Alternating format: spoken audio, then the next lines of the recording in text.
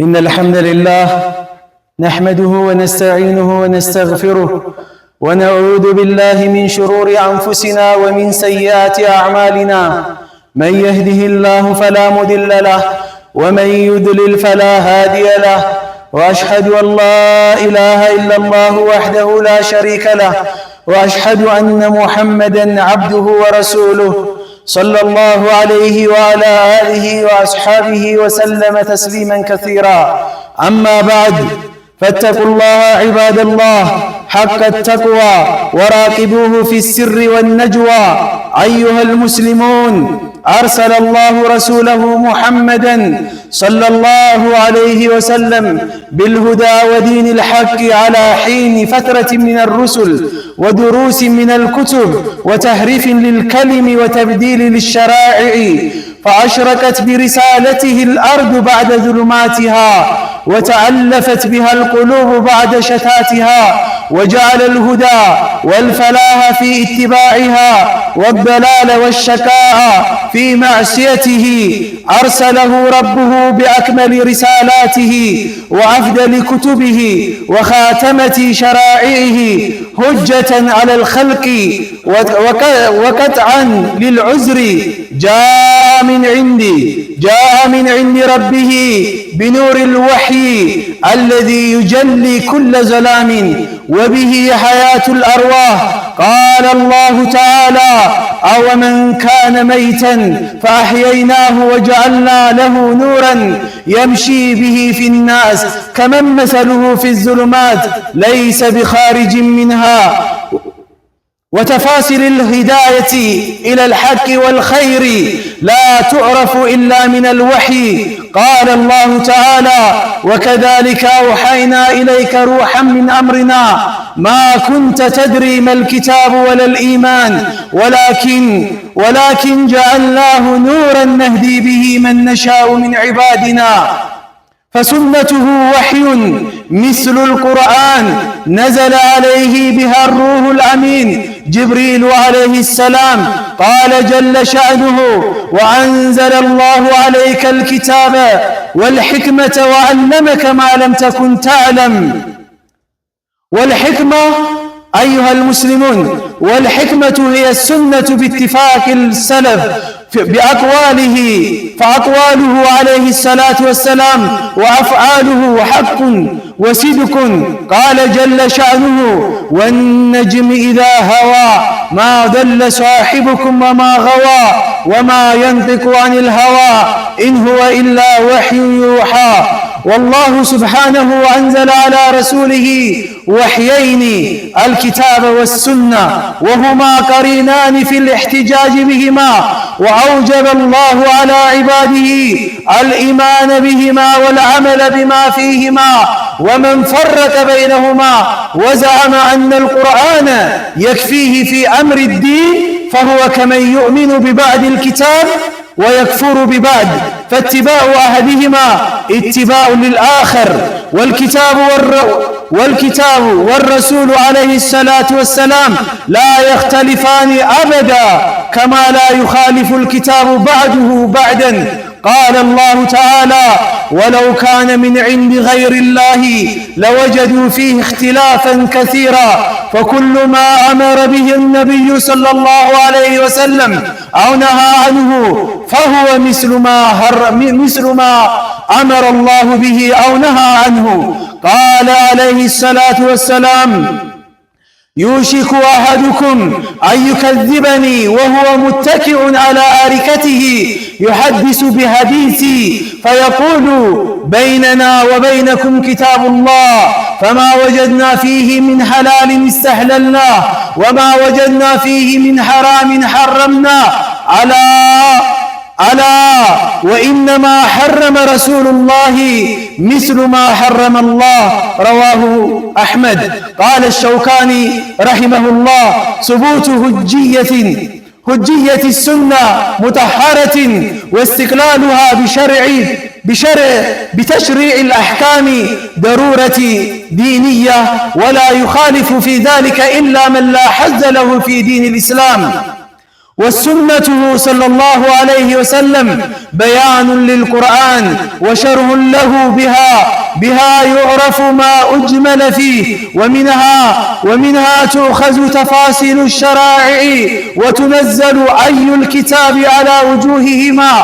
قال الله تعالى: وأنزلنا إليك الذكر لتبين للناس ما نزل إليهم ولعلهم يتفكرون. عرف صلى الله عليه وسلم أصحابه وسائر أمته معبودهم وإلههم أتم تعريف، حتى كأنهم يرون ويشاهدونه بأوصاف كماله ونؤوت جلاله.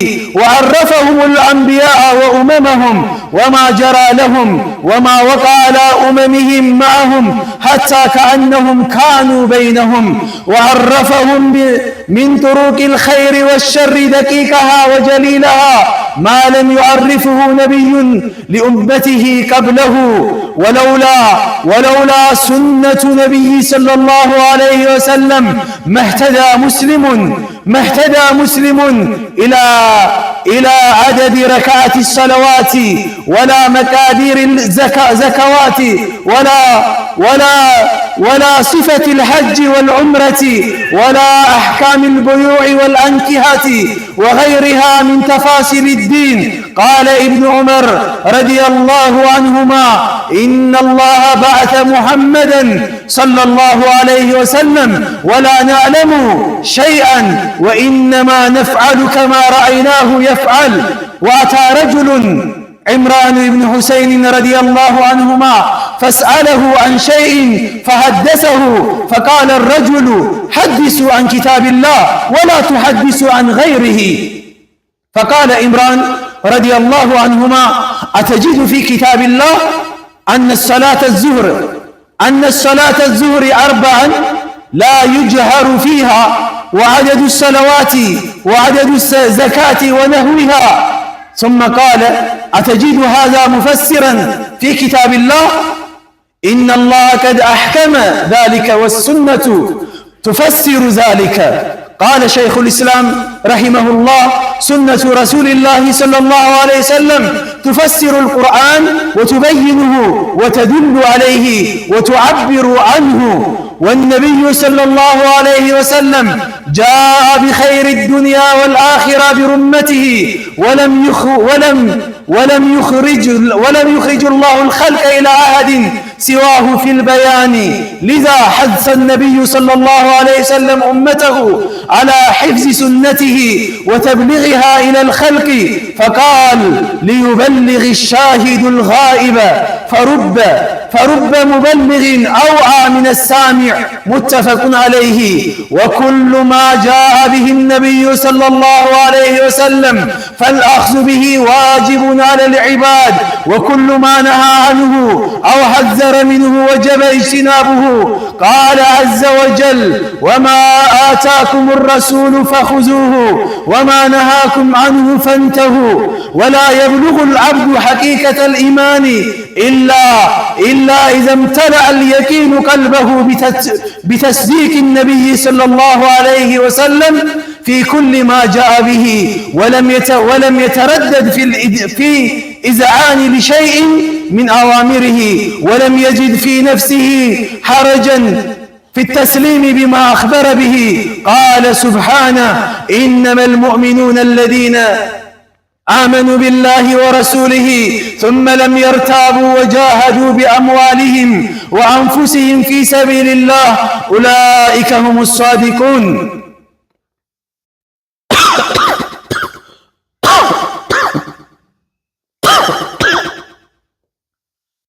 عباد الله، أقول هذا القول وأستغفر الله لي ولكم فاستغفروه إنه هو الغفور الرحيم والبر الكريم.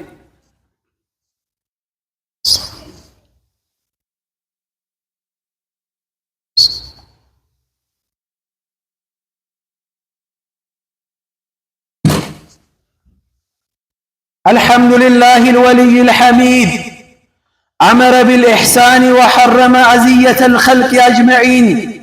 نحمده على نعمه وفضله ونشكره على عطائه وإحسانه، ونشهد أن لا إله إلا الله إله واحد لا ند له ولا مثيل، ونشهد أن محمدًا عبده ورسوله الأمين، أثنى الله عليه في الأولين والآخرين وعلى ذكره في العالمين، فصلى الله وسلم وبارك عليه وعلى آله وأصحابه والتابعين ومن تبعهم بإحسان إلى يوم الدين.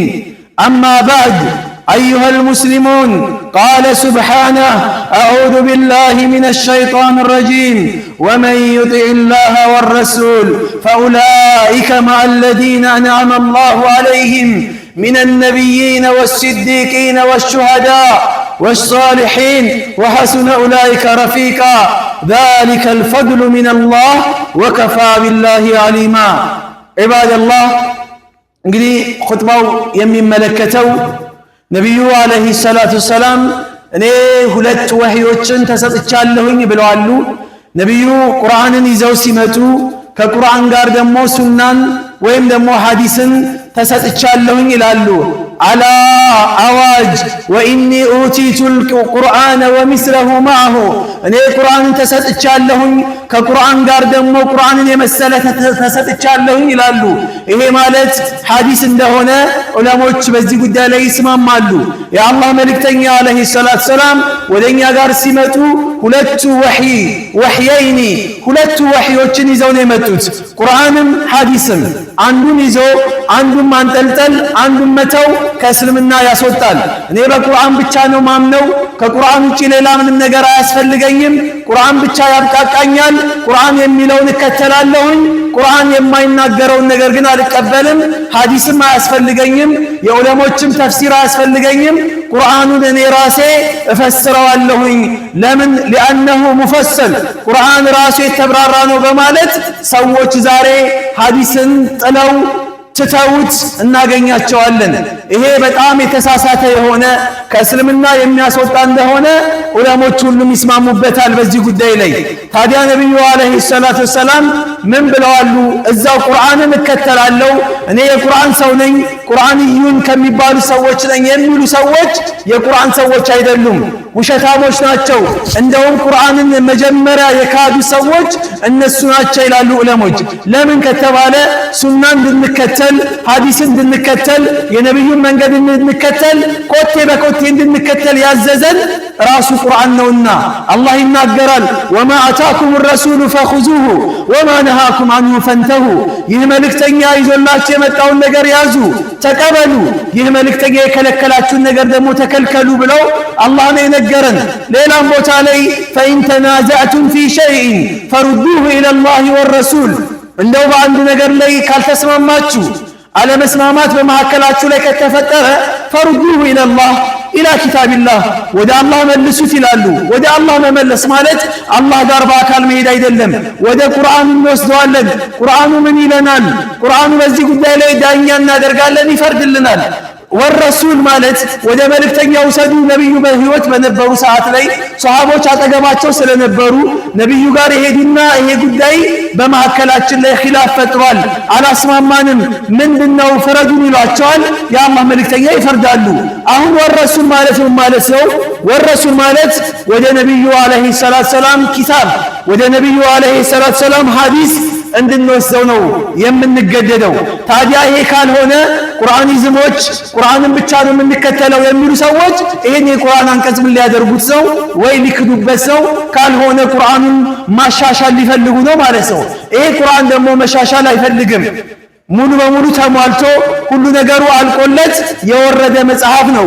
ታዲያ ይሄ ቁርአን ነብዩ አለይሂ ሰላቱ ሰላም ቁርአንን እንዲያብራሩ አላህ መላካቸውን ራሱ ቁርአኑ ያብራራዋል፣ ራሱ ቁርአኑ ይናገራል። ወአንዘልና ኢለይከ ዚክረ፣ ወደ አንተ ዚክርን አወረድን ይላል። ዚክር እዚህ ቦታ ላይ የተፈለገው ቁርአን ነው። ሌላ ቦታ ላይ ሷድ ወልቁርአን ዚክር ብሎ አላህ እንደሚናገረው ይሄንን ዚክር ወደ አንተ አወርደነዋል አለ። ይሄ ዚክር ሲወርድ ዚክሩን ማን ነው የሚያብራራው? ማን ነው በያን የሚያደርገው ከተባለ ሊቱበይነ ሊናሲ ማ ኑዚለ ኢለይሂም፣ ወደ ሰዎች የተወረደውን ዚክር እንድታብራራ አንተን ደግሞ አብራሪ አድርገናል አሏቸው። ታዲያ ሰዎች አረብኛ ብቻ ስለቻሉ ቋንቋ ብቻ ስላወቁ ነህው ስላወቁ ሰርፉን በላጋውን ስላወቁ ብቻ ቁርአንን ዝም ብለው ከመሬት ተነስተው ሊፈስሩት አይችሉም። ቁርአን ይፈስረዋል። በቁርአን ይፈሰራል። ቁርአን ይሄ ምንም ሸክ የለውም። ቁርአን በቁርአን ይፈሰራል። የመጀመሪያው ተፍሲር ነው። ከዛ በኋላ ቁርአን በቁርአን ላይ ያላገኘው ተፍሲር በሐዲስ ይፈሰራል። ሐዲስ ያልፈሰረው ከሆነ ቁርአኑ መጥፎ ነው ሊሆን የሚችለው እኛ ላይ ማለት ነው። የተቋረጠ ያልተሟላ ሐሳብ ይሆንብናል እኛ። ለምሳሌ በሰላት ላይ ሰላት እንዴት መስገድ እንዳለብን 5 አውቃት ሰላት መሆን እንዳለበት በቀን 5 አውቃት እንዳለ የአላህ መልእክተኛ አለይሂ ሰላቱ ሰላም ነግረውናል። በቁርአን ላይ ወአቂም ሰላተ ሊዱሉክ ሸምሲ ኢላ ገሰቂ ለይል የፀሐይ የቀን መጀመሪያና የቀን መጨረሻ ላይ ሰላት መስገድ እንዳለብን ይነግረናል። ይሄ ራሱ ተፍሲር ይፈልጋል፣ ሐዲስ ይፈልጋል። ግን ቁርአንዮች 2 አውቃት ብቻ ነው ያለው የሚል አቋም አላቸው። ከዚህ ውጪ ዙህርን አያውቁትም፣ አስርን አያውቁትም፣ መግሪብን አያውቁትም፣ ኢሻን አያውቁትም። አወቁት እንኳን ቢባልና እሱም ቢቀበሉት እንዴት ነው ከይፍያው? ሰላቱ እንዴት ነው መስገድ የምንችለው? በምን መልኩ ነው? ሰላት ዋጅቦች አሉት፣ አርካኖች አሉት፣ ሸርጦች አሉት። ለምሳሌ ከሰላት አርካኖች መካከል 14 አርካኖች አሉ። ከነዚህ 14ቶች ውስጥ አንድ ሰው አውቆም ይሁን ፈልጎም ይሁን ተገዶም ይሁን ረስቶም ይሁን ካጓደለ ሰላቱ ሙሉ በሙሉ ባጢል ነው የሚሆነው። ሰላቱ ይበላሻል። ታዲያ እነዚህ አርካኖችን 14ቱን አርካን የሚዘረዝርልን ሐዲስ ካልሆነ ቁርአን የቱ ጋር ነው የምናገኘው? ምን ሱራ ላይ እናገኘዋለን? በፍጹም አይገኝም። አላህ በቁርአን ላይ አቂም ሰላ ይላል፣ ሰላትን አቋቁም ይላል አይደል እንዴ? ሰላትን አቋቁም ብሎ ግፍና አድርጎ ነው የተናገረው። ሰላት እስቲንጃ ያስፈልገዋል። ሰላት ውዱ ያስፈልገዋል። ሰላት የሚያስፈልጋቸው እያንዳንዱ ነጥቦች በምንድን ነው የሚሟሉት? ማን ነው ያብራራልን? ማን ነው ተፋሲል ውስጥ ዝርዝር ውስጥ የሚከተል? ሐዲስ ነው። ነብዩ አለይሂ ሰላቱ ሰላም ሊቱበይነ ሊናሲ ማ ኑዚለ ኢለይሂም ወደ እነሱ የተወረደውን ነገር አብራራላቸው እንዴት እንደሆነ ብሎ አላህ ስለተናገረ ያንን ይዘው የአላህ መልእክተኛ ያብራራሉ። ዘካ ይቀጥላል። ዘካ ወአቱ ዘካ ይላል። ዘካ መስጠት እንዳለብን ቁርአኑ ጥቆማ ሰጠን። እንዴት ነው ግን ዘካ ምን ሰጠው? አንድ ባለ ሀብት ዘካ የወጀበበት ምን ሲያደርግ ነው ዘካ የሚወጅብበት? መቼ ነው ዘካ የሚወጅብበት? ይሄንን ማን ነው ሊያብራራልን የሚችለው? ማን ነው ሊነግረን የሚችለው?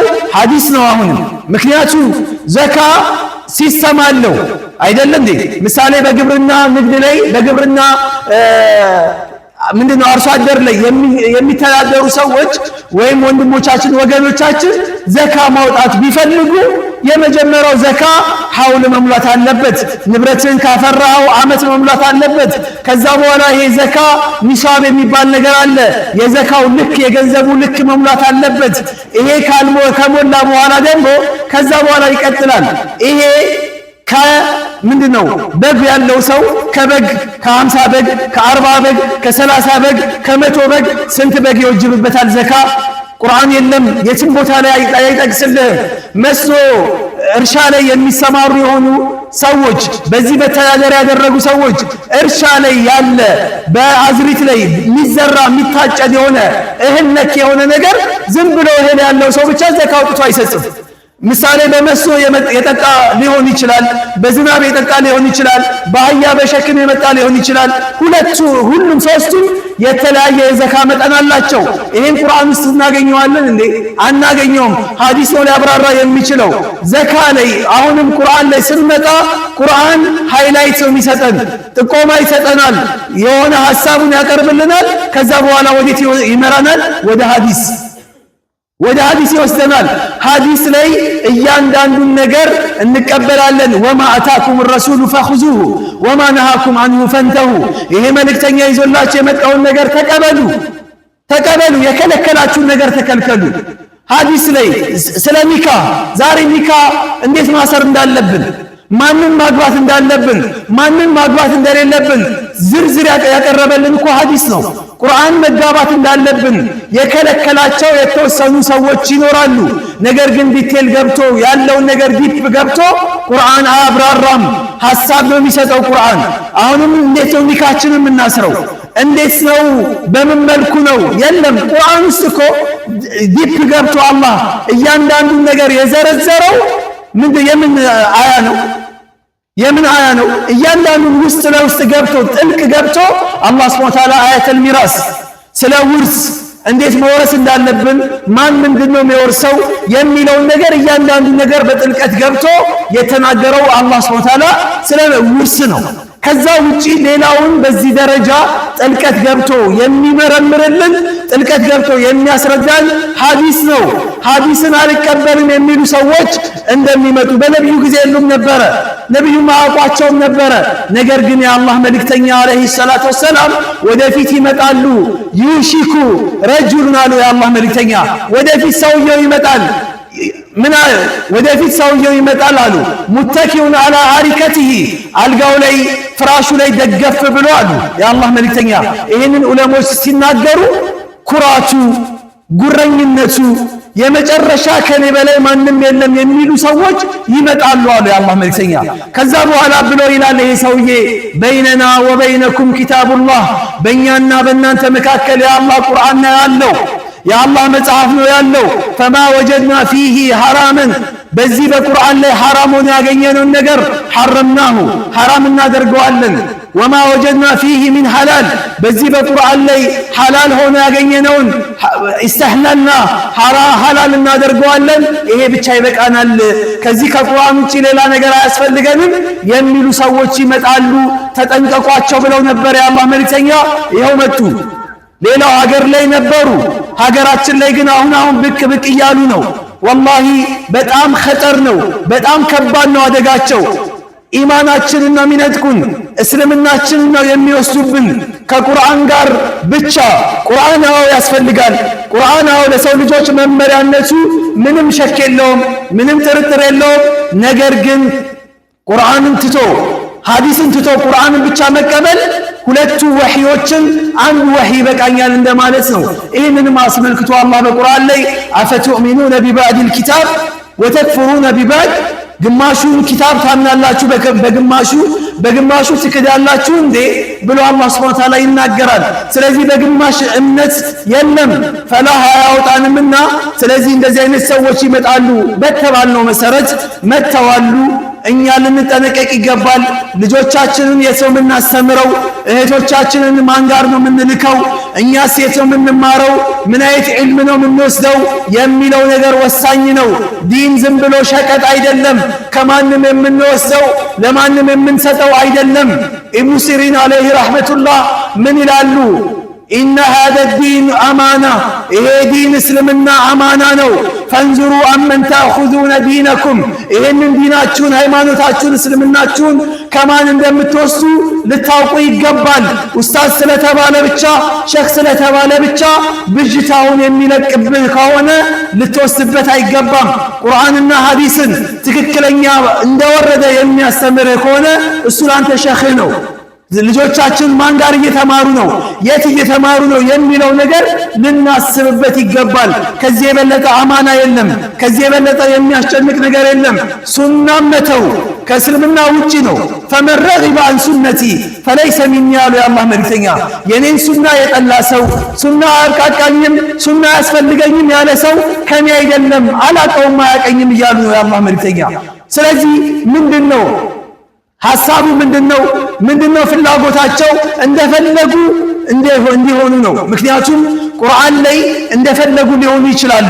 ተነስቶ ዛሬ እኔ ሸኽ ነኝ፣ እኔ ቁርአንን እፈስራለሁ እተረጉማለሁ እያለ እየተረጎመ ታዲያ ሐሳቡን ማን ሰጠህ ብትለው፣ ኬት አገኘው ወይም ተፍሲር ብትለው ኬት ይልሃል?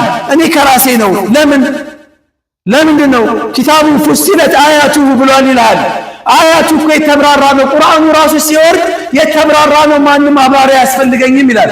ታዲያ ይሄ ከሆነ አረቦች ቁርአን ወርዶላቸው ነብይ መላክ ለምን አስፈለገ? ታዲያ ዝም ብሎ ቁርአኑ ወርዶ ለምን አልተሰጣቸውም? ማብራራት ዝም ብሎ ሰው በራሱ ግምት የራሱን ሐሳብ በቁርአን ላይ ማለት አይችልም ይሄ ሊሆን ይችላል ቁርአን ላይ ብሎ ሐሳቡን ዝም ብሎ የራሱን ሐሳብ ያስቀመጠ የሆነ ሰው من قال في القرآن برأيه በቁርአን ጉዳይ ላይ በራሱ ልቦለዱን ይዞ ብቻ እንዲህ ሊሆን ይችላል ሐሳቡ እንዲህ ይመስለኛል እንዲህ ነው ብሎ የተናገረ የሆነ ሰው فليتبوأ مقعده من النار መቀመጫውን ጀሃነም ውስጥ ያዘጋጃሉ የአላህ መልእክተኛ መቀመጫውን ጀሃነም ውስጥ ያዘጋጅ ምክንያቱም ይሄ ሰውዬ ቁርአንን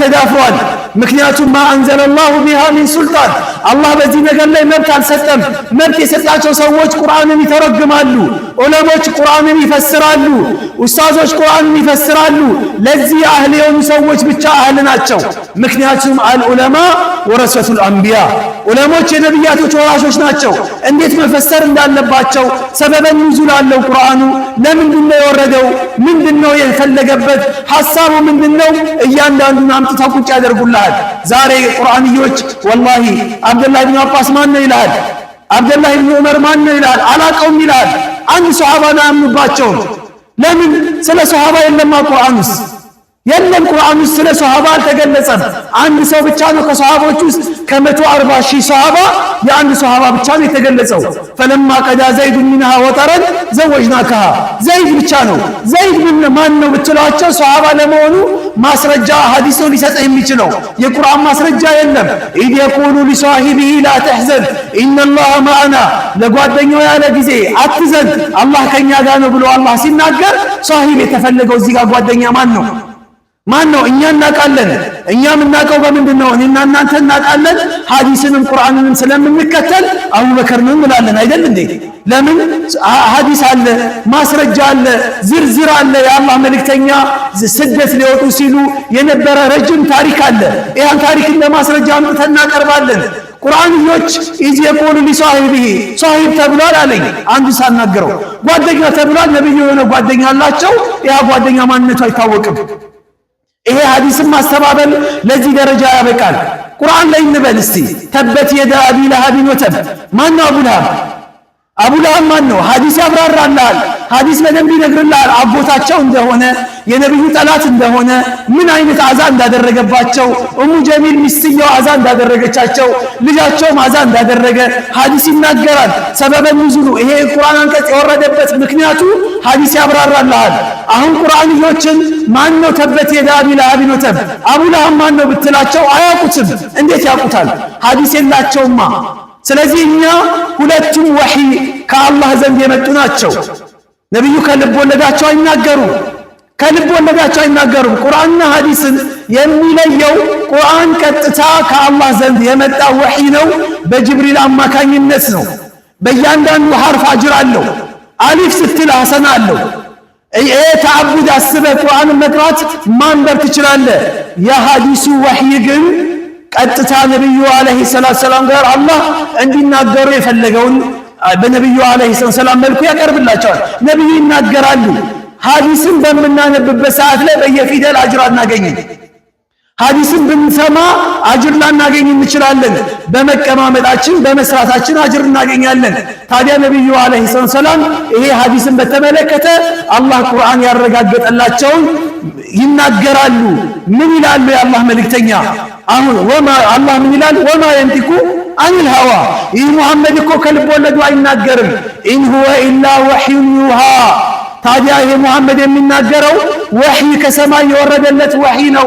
የኛም መለኮታዊ ራእይ ነው የሚያደርሰው እንጂ ሙሐመድ ከልብ ወለዱ አይናገርም ስለዚህ ነብዩ ከልብ ወለዳቸው አይናገሩም ሐዲስም ቁርአንም ወህይ ናቸውና ሁለቱንም ልንቀበል ይገባል በዚህ ጉዳይ ላይ ማንንም ልንደራደር አይገባም ማለት ነው በመጨረሻም አላህ ይሄንን ሱና የነብዩን ፈለግ ኮቴ በኮቴ የምንከተል ባሮቹ አላህ ያድርገን عباد الله إن الله عز وجل قد أمركم بأمر عظيم قد أمركم بالصلاة والسلام على نبيه الكريم فقال إن الله وملائكته يصلون على النبي يا أيها الذين آمنوا صلوا عليه وسلموا تسليما اللهم صل على محمد وعلى آل محمد كما صليت على إبراهيم وعلى آل إبراهيم وبارك على محمد وعلى آل محمد كما باركت على إبراهيم وعلى آل إبراهيم في العالمين إنك حميد مجيد.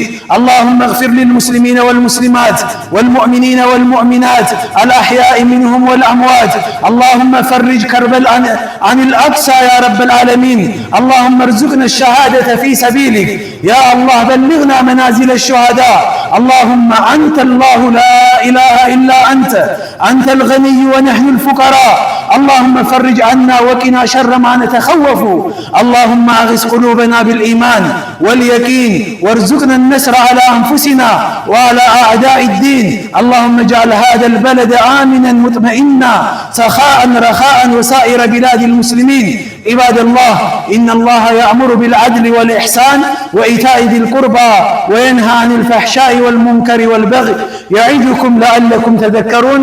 فاذكروا الله العظيم يذكركم واشكروه على نعمه يزدكم ولذكر الله أكبر والله يعلم ما تصنعون. وأقم